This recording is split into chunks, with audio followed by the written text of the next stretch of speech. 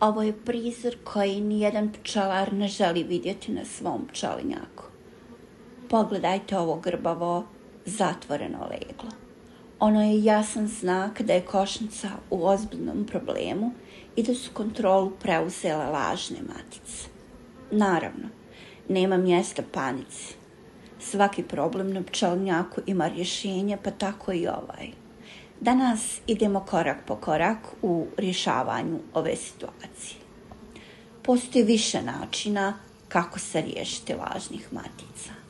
Mi ćemo našu metodu danas potpuno prilagoditi trenutnom stanju u ovoj košnici. Ostanite sa mnom do kraja videa da vidite tačan postupak. Da biste lakše uočili razliku, pogledajmo kako izgleda savršeno i zdravo radilačko leglo. Kod prave matice poklopci su ravni, a leglo je izbijeno jer ona sistematski polaže oplođena jaja. Na našem problematičnom ramu, koji ste mogli vidjeti, situacija je drugačija.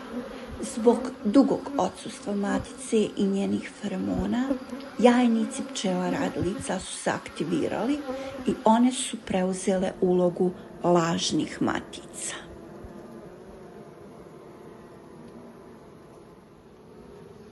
Na mladom saču vidimo i započete matičnjake, što često zbuni pčelare početnike. Nemojte da vas to zavara. Ovo su potpuno beskorisni matičnjaci jer su povučeni na neoplođenim jajima i iz njih se nikad neće izleći matica.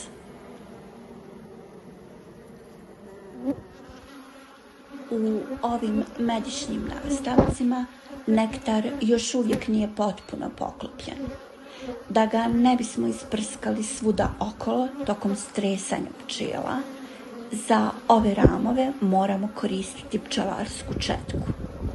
Time ujedno sprečavamo širenje jakog mirisa koji bi na pčelinjaku mogao privući tuđice i izazvati grabež. Pošto danas imam pomoć, plodište odnosimo nekoliko metara dalje od košnice i pčele stresamo u visoku travu. Inače, kada radim sama, sve stresem direktno ispred košnice i postupak bude jednako uspješan. Lažne matice su zbog razvijenih jajnika teže, slabije lete i uglavnom će ostati u travi, dok će se zdrave letačice vratiti nazad. Ovim stresanjem smo pčele potpuno zbunili i izbacili iz dosadašnjeg ritma, što nam otvara prostor za sljedeći ključni korak. Na staro mjesto sada stavljamo novi sanduk i u njega ubacujemo po jedan okvir mladog i zatvorenog legla iz druge košnice. Ovo je najbolje raditi u vrijeme kada je većina izletnica na paši, pa na ramovima koje uzimamo ostaje isključivo mlada pčela. Između ta dva okvira dodajemo novu usparenu maticu u kavezu. Mlada pčela nema izražen odbranbeni nagon, pa će prihvatiti i zaštititi maticu.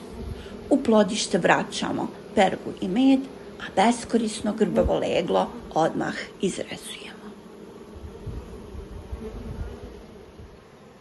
Sada nastupa moment kada se zbunjene pčele počnu vraćati sa paše i sa mjesta stresanja. U svojoj kući zatiču potpuno novu mikroklimu. Miris otvorenog radilačkog legla i mlada pčela momentalno blokiraju nagon lažnih matica. Na letu se već uspostavlja red, a društvo nastavlja sa radom bez pauze. Mnogo je načina da se riješi problem s lažnim maticama, a ja sam se ovaj put prilagodila trenutnoj situaciji u košnici i sačuvala unos. Ipak, imajte na umu, neka društva ćete jednostavno morati spojiti sa jačom zajednicom. Ako je u košnici ostao mali broj pčela ili su one prestare, neka društva biološki jednostavno nisu vrijedna truda i ulaganja nove matice. Prilagodite se onome što vidite na svom pčelinjaku. mi nastavljamo dalje, a vama želimo lijep i ugodan dan. Do nekog novog videa, lijep pozdrav i medno.